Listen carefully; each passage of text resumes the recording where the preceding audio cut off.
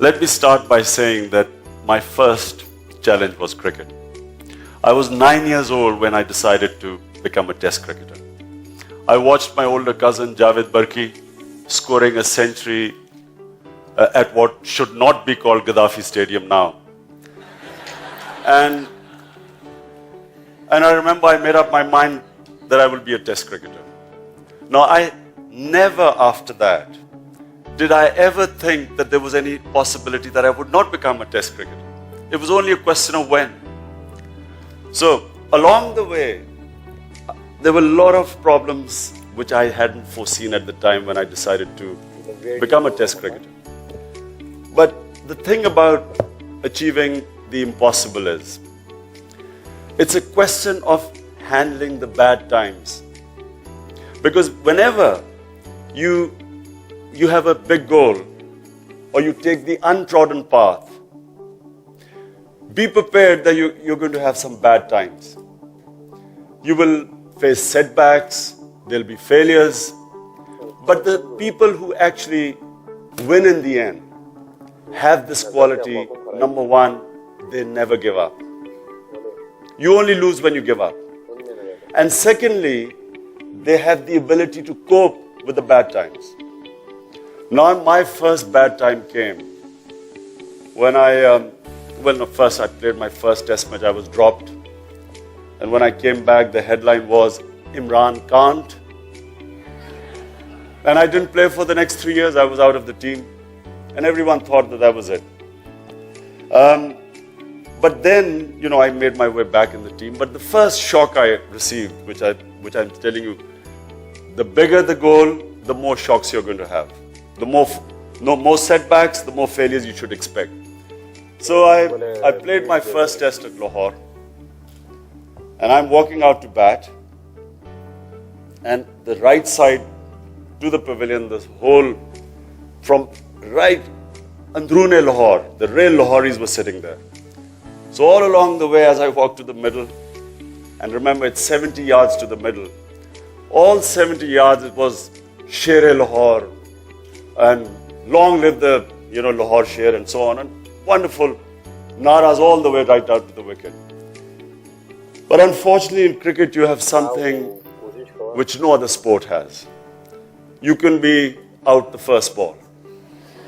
And that's what happened. So now 70 yards back, the same crowd,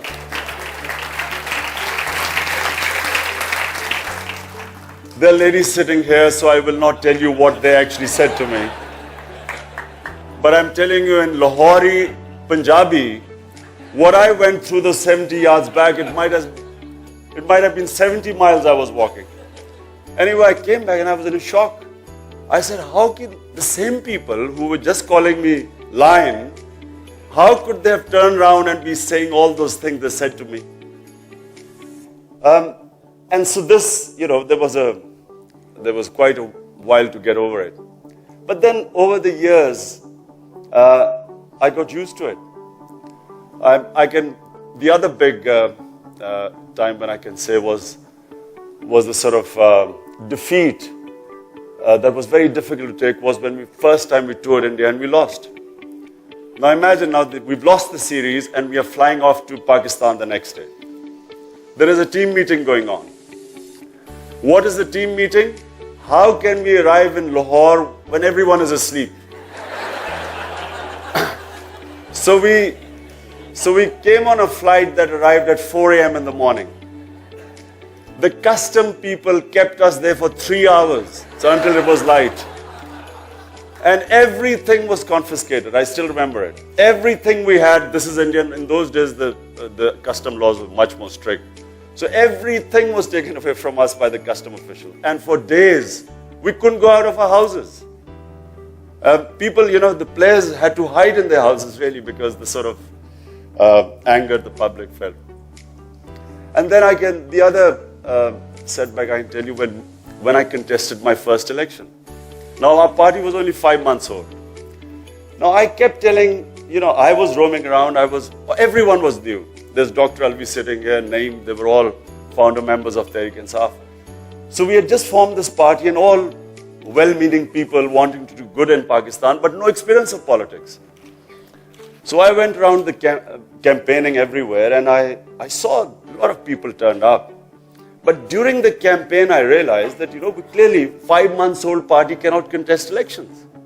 So our idea was that we will just go all over Pakistan, take the agenda of corruption to the people, that corruption is the #1 issue in Pakistan, and then just before the election, we'll withdraw.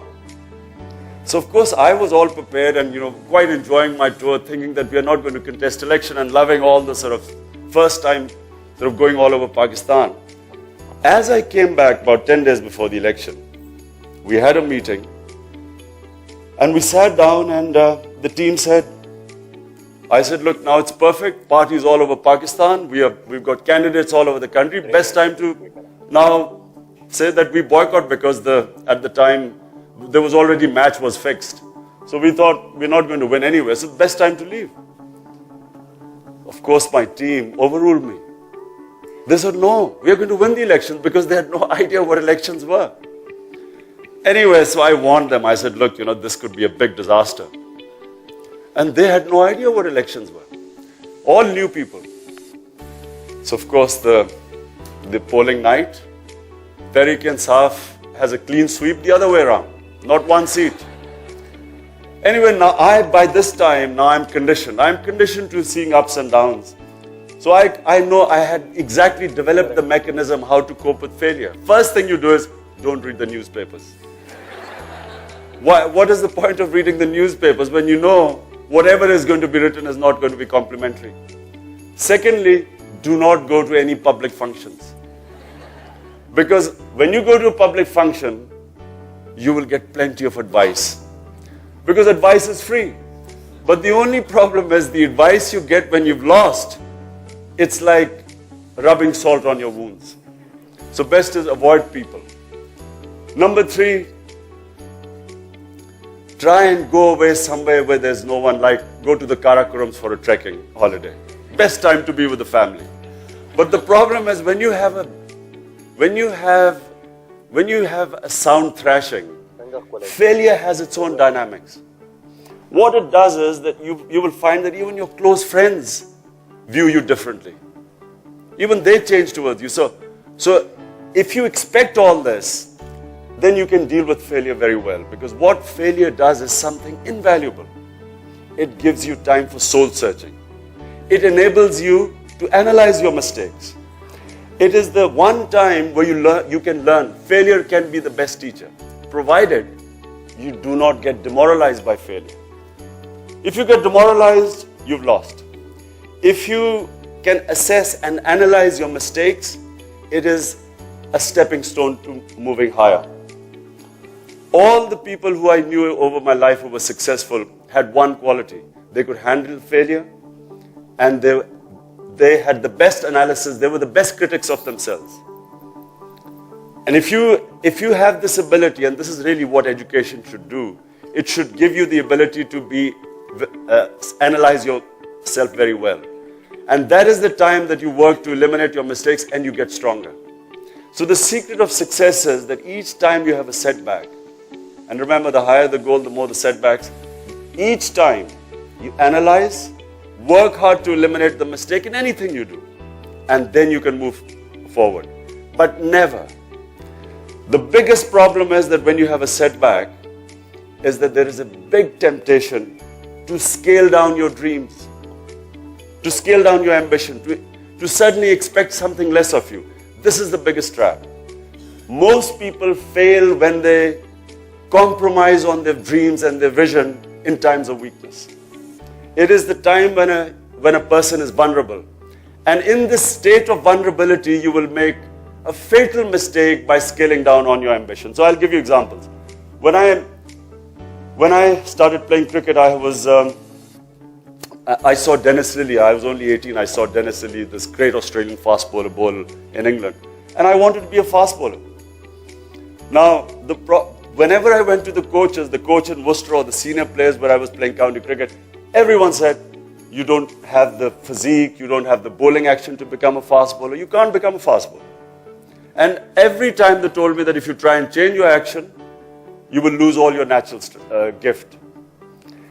I'm probably the only bowler in history who completely remodeled my action to suit my ambition.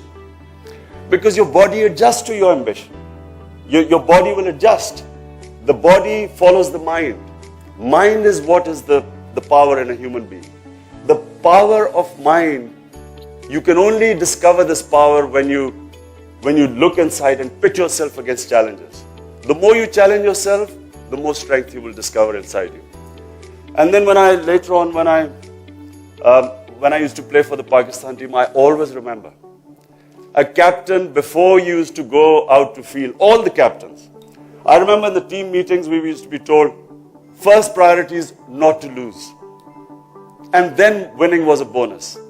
Now this is a big difference. Remember, the positive mindset is we will win. Negative mindset is we should not lose. Any policies you make out of fear are destined for disaster. Policies should, whenever you make your own policies in life, they should never be determined out of fear of anything. And the worst fear is fear of losing. Because a fear of losing stops you from winning. During a match, for instance, and in life also, but your opponents will always sometimes make a mistake. And the people who have players or champions who have positive outlook, in other words, who are looking to win, they will grab that moment. But players who go on the defensive, scared of losing, they will miss out on these moments. So the killer instinct is that when your opponent makes a mistake, you grab it. You don't let him get back off the mat. But you can only do that if you are going in with the right frame of mind. And it's exactly the thing in life. Whatever your dreams are, always never think that you will not achieve it. I have never, ever thought that there's, whatever I've put my mind to, never has it entered my mind that I won't achieve it. And in politics, I've been 15 years. So you would have thought that I would have been now feeling that a lot of people, Imran sahab, kab aapne, kya wajah hai ki aap fail ho gaye? Abhi, a lot of people tell me, you know, you've been 15 years and you haven't succeeded. But it depends what you're aiming for. What is it that you want? What are the goals you've set yourself? Is it just to become a prime minister? Is it just to become a member of parliament, a minister? What is your ambition? So the greater the ambition, the greater hard work you've got to do. There are no shortcuts in life. If you want to achieve something big, there is no such thing as a quick way of achieving anything great. You have to go through the process. Because it's the process that makes you. It's the process that strengthens you. And it's each time you fall and pick yourself up, you come back much stronger. But the secret is you never ever give up. You only lose when you give up. And the ability to handle the bad times. No, you should develop a mechanism. And this about in vulnerable times suddenly giving up on your mission. So we wanted to build a cancer hospital. Cancer hospital I wanted to build, A, because seeing my mother in pain, but B, realizing what happens to a poor man when he gets cancer.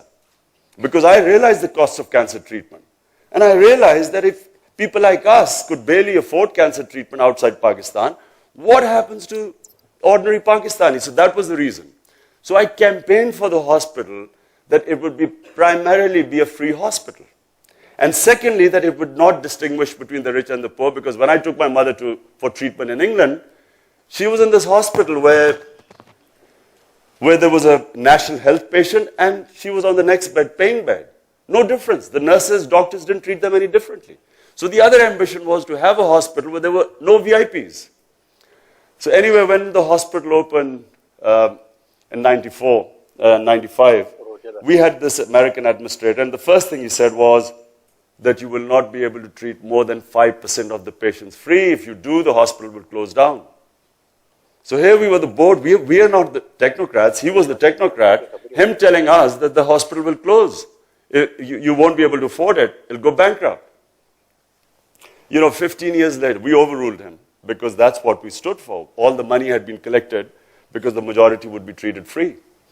15 years later, we were awarded by the World Health Organization as a center of excellence and the only private cancer hospital anywhere in the world which gives over 75% free treatment.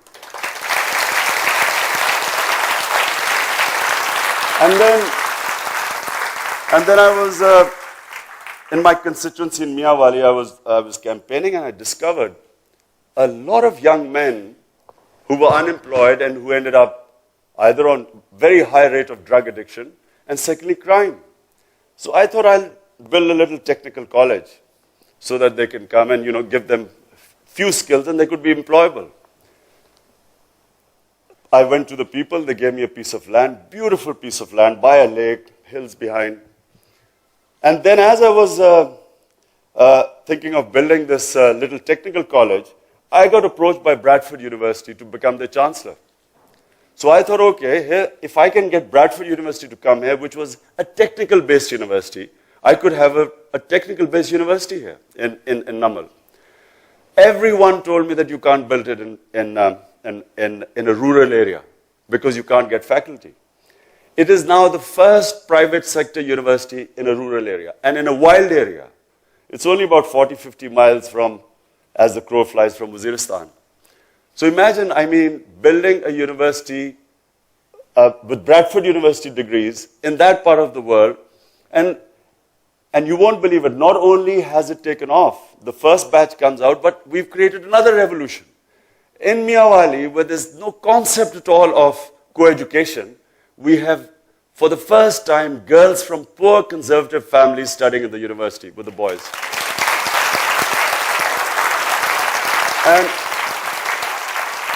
And of course, now the dream has been upscaled into making it into a knowledge city. Because so the people have given me 1,000 acres of land. 1,000, all by the poor people around. So we've got 1,000 acres of land. Now the ambition is to build a proper knowledge city there and have other institutions from other medical colleges, textile colleges, so that it's like Oxford University and built on beautiful premises. And we not only did we have faculty come from outside Pakistan, young Pakistani PhDs have come there, but from LUMS, the PhDs who have qualified, they've come and started working there. So in my opinion, if you create the conditions, if they are the right conditions, you can do anything. Now, something which Raja Sabar said and what he has done, in my opinion, in Pakistan, all you need to do is to create the right conditions. You just need an enabling environment in Pakistan. You basically need good governance here. Just one thing, good governance. There is so much vibrancy in the society that it will take off. And I draw my experiences from two areas. One was cricket. In Pakistan, we produced the World Cup winning team despite having no system in the country. Despite the system.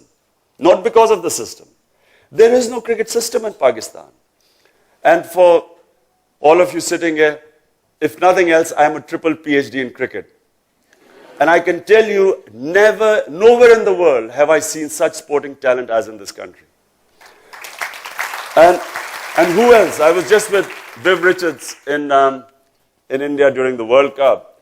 And Viv Richards on television said that the best talent anywhere in the world he had seen was in Pakistan. So we have all this talent. I have never seen a player of the ability of that boy, Muhammad Amir, who got disqualified. I have never seen talent like that. I saw Wasim Akram. He's even better than Wasim Akram, and Wasim was one of the best. So you have this talent, Jahangir Khan, Jansher Khan. Oxford University had more squash courts than the whole of Pakistan. Both world champions for 10 years. In my opinion, Pakistan is a country which is oozing with talent. It does not have a system, does not have institutions, does not have rule of law, has criminals running the country. No country can prosper. It's impossible even if you on a factory put criminals, the factory will collapse. How can a country go on? And the only problem in our way is apathy. The one thing which, in my opinion, there's the verse in the Quran, those who have faith, Allah removes their fears. Fear is the biggest problem in this country. We are scared. People are so scared to take on this vested interest.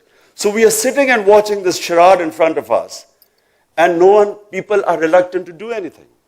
In Britain, 2 million people came out in the streets against the war in Iraq. 2 million people. It wasn't even an injustice being done to the people of Britain. It was in Iraq.